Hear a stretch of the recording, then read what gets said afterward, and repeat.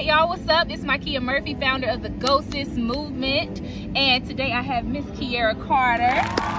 She is a life coach, right? Yeah. Right? Okay. She has a book out. What's your book name? It Had to Happen. It Had to Happen. Today we want to give y'all our perspective on miracle signs and quotes. Ooh, that's a shot right there. And so what do I mean? Yes. So what do I mean by miracle signs and quotes? So the Bible talks about miracle signs and wonders, but today we want to say miracle signs and quotes because I think as females, especially single, I'm single. Don't ring on the finger, okay? Especially for single women, when we see certain quotes, especially if we're going through like some type of situationship or something like that, and then we see the quote and we're just like, that's for me, when God has told you something totally and completely different. And so the reason why it registers with us, I believe, is because it feels right. But I guess Kierra can tell you that being a Christian and doing this Christian walk thing, everything doesn't necessarily feel good. It's constant self-denial. Yeah, and it's just really crazy because oftentimes we think these posts are for us and we think they're signs, but in reality, that post is from that person who's dealing with a totally, completely different situation, who probably not even going through the situation. They just posting for their friend or something, just because they like the post in general. And here we are. Well, God said I should text him back. I took that as a sign, but what did that word say? But what did guard God your say? heart? It said guard your heart. From everything flows from it. So, and we just have to realize that social media is just a highlight reel of everyone's life. Nobody is gonna post, I got fired today, my husband slapped me today, I got cheated on today. Yes. Now, some are bold and we call it out and tag the mistress, but we try. Some will try it, because I know people who will try it. You always need those people on your team, but go ahead. And sometimes we look at like their life is so good, and us being motivational speakers, everybody just thinks it's all peaches and cream all the time. Y'all, if anything, we go through so much. I agree. But we were just called to be healers in spite of the things that we go through, to speak life in spite of what life gives to us. Exactly.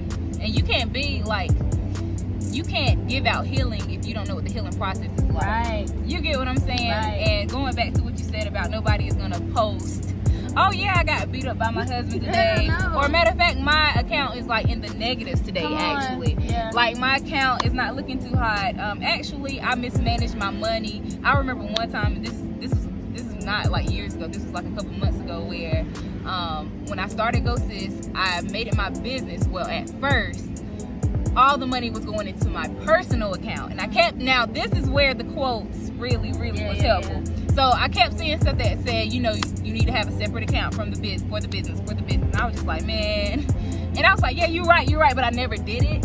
And so it took this humble moment for me to actually do it. And my insurance took the money that was earned for the business, and I was like, oh my God, are you freaking kidding me? It took my account to the negatives, and I was distraught, but I bounced back. And so I think it's very important for us to expose those moments. I mean, you don't have to tell all your business, but be mindful and let people know, like, we are all human, we go through these things, and giving the details is where deliverance happens. And that's why my book was so pivotal. Come on, book, you better plug it in. Because everything that happened in my life had to happen to ultimately bless someone else and to get them through those situations. A lot of times we go through things and people want to hide it, and they allow their situations to silence them, and that's just a trick of the enemy. God went through everything for us to tell our story. Like, everything is in the Bible. His whole story is in the Bible. So who are we to keep secrets about ourselves when we can help somebody else with deliverance? To me, that's the most selfish act. And it's really hard. It's really hard for people to come out and share their stories for the first time and not get it. I've been through some things. You can read that book, you'd be like, oh my God, Kierra, I never would imagine. And it's okay. Don't pity me, but learn from it. Can you give us one of those stories? Of course. So when I was living in DC, everything was perfect. I went there for an internship, and they asked me to come back full time. So I came back full time for about 3 months before Trump decided to crip walk on my parade, and I got laid off. So you know, housing in DC, I got tricked into almost joining a cult. You know, you think everybody's nice. It was a girl like you talking about Christ, thinking we're chopping it up. Sis had motives, underlying motives. Everybody had underlying motives. I even got tricked when I tried to find a house. Somebody scammed me out of money. Thank God my cousins were real estate agents up there, so they knew what was fake and what was not, and had special access. They had the kingdom advantage, is what I like to call it. Special access to see if things were scams or not. So luckily we were able to notify the people that, hey, your property is up for scamming and people are getting ripped off. And then another part, I finally found a place, $800 for a room, y'all. Still sharing the bathroom for that much. And y'all, the landlord, he was the devil in disguise, a wolf in sheep's clothing. He really painted a nice picture, but the house didn't have heat, and it was winter in DC. That house had a mouse. That house had a mouse. Listen, let's not skip over the mouse. That house had water bugs. The faucet was only sprinkling out 3 droplets of water. Like, it was $800. For $800. I cannot make this up. And so during this time, I cried every single day. And you know, I like to think we're up to par people. And I would go in and literally kill job interviews. Now God knows in my face. And I just had to come to terms with, like, God sent you up here for a season. Yeah, you got commercials out of this. Yeah, you got paid out of this. But it's time to come back home. And was that humbling for you? Absolutely. Sleeping on an air mattress. And I come from very humble beginnings, so don't get me wrong anyway, but just really being on your own, and I had control over my living situation. I had control over that. As a child, I didn't. Yeah. But now that I do, it was a very humbling experience. I prayed every day, cried every day, was in my word every day, just asking God for a sign. When can I leave? Like, should I leave or should I keep fighting? Okay, so going in, so I'm not going to get you off topic, but trying to reel it back into our topic, miracle signs and quotes. So did you see like any type of quotes or anything on social media that was just like when you asked for a sign, was there anything on there that was just kind of like completely going against what you felt like I was saying to you or confirming?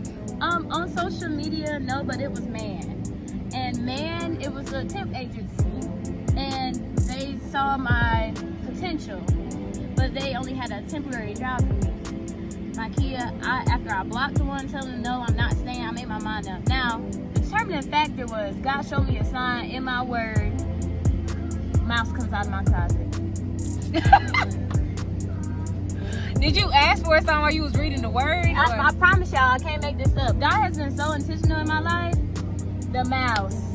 In that moment, that mouse, I said, yep, it's time to go. Mouse. So why was the mouse the confirmation though? I just had been through so much hell, so much. And you know when people say, like, it was the straw that broke the camel's back? Yeah. Oh, okay. Like, it's time to go. This is my cue. Because I fought so hard to stay. Taking no after no after no. And no. And then that agency, they wanted me to stay so bad. I mean, they were calling for different numbers and everything. But I just had to trust God on this one and be like, no, my season is up. Yeah, like for me, I know so I'm now currently a teacher's assistant at an elementary school. And I love my babies, y'all.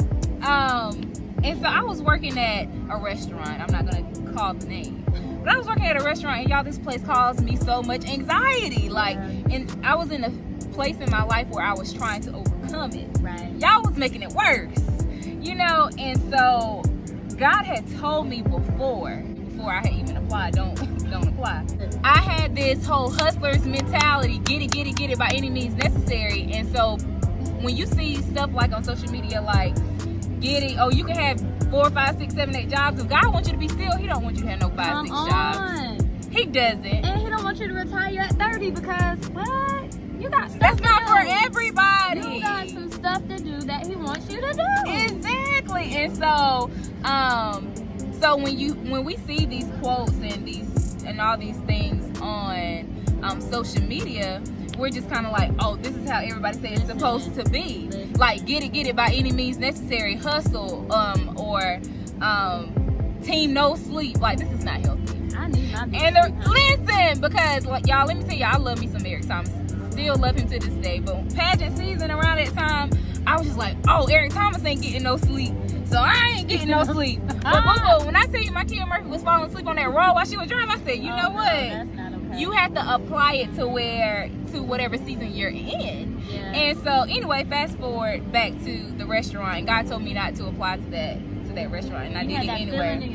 I knew it, but I was just like, man, I got to get money. How else is it gonna happen? And that's how you can tell my lack of trust in God. I kept saying I trusted God.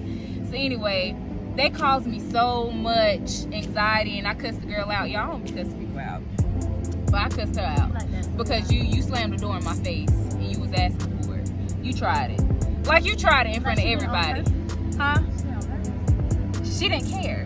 She looks at people of color below her, and I was like, who the F do you think you are? Y'all, I mean, it comes out of people sometimes. I'm just being realistic. And so I said, you know what, God? I said, I was like, I'm leaving this job. And I said, I don't care if I don't have a job. I believe that you are going to give me the job that I need, a job that's consistent. Because when you're working at restaurants as a waitress, like, it's inconsistent pay, inconsistent scheduling. And so I was just like, I need a consistent job so I can at least do like ghosts and all this other stuff around it. And so I quit, and everybody was just like, you gotta have a backup plan. I was like, nah, not this time. It's not even worth it. Like, I don't need a backup plan. So I was just like, you know what? Whatever happens, happens. And I kid you not, I fasted for that week after I quit. And a week later, somebody posted something. Mindy Lott, hey Mindy, she posted on her story. She was like, they needed a secretary a 5K assistant at Savannah Grove Elementary School. Now I'm there, not